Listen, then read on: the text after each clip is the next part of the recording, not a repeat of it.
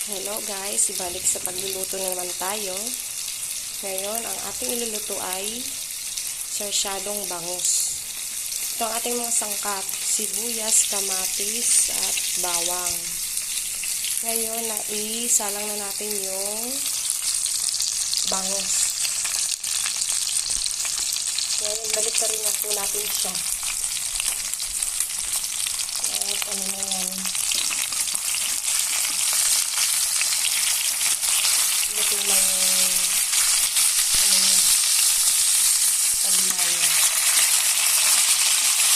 Pinatay ko muna yung ano kanina, apoy at matilamsik. Ayan, ito lutong-lutong na yan.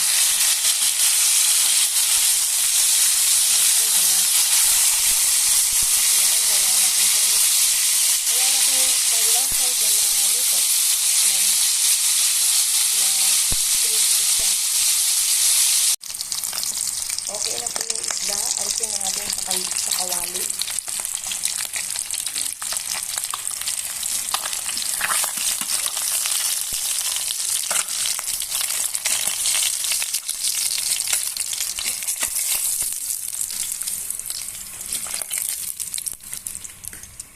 Meron pang natirang dalawa. Kasi anim na ano yan, 6 pieces yan. Para hanggang mamayang gabi na itong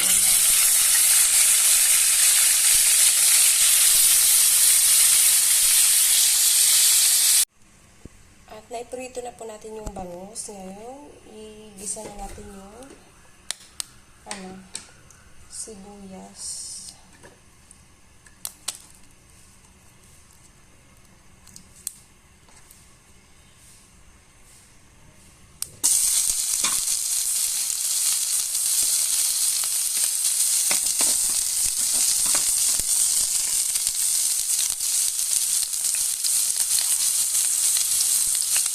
Isunod na rin natin yung bawang. Ayan natin yung bawang. Medyo brown. At yung kamatis na nagpapasarap ka sa shadow. Alam yung maganda pa din yung kamatis.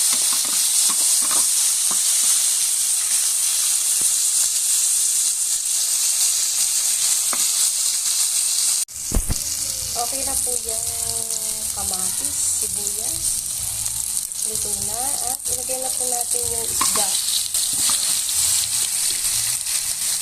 Ilagay na natin yung isda. Kasama yung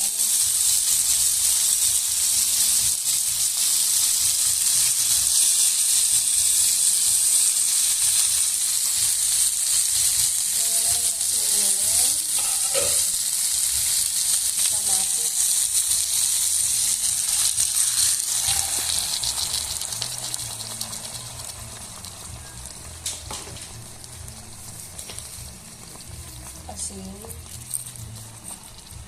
Depende sa panlasa. Dagdagan na lang pag kulang.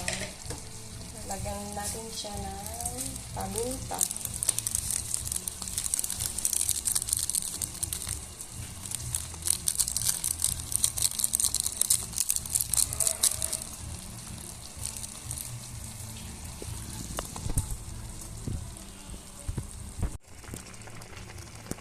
Nilagyan ko na rin po yan ng tubig at ayan na po, kumukulo na yung ating sarsyadong isda. Luto na po yan.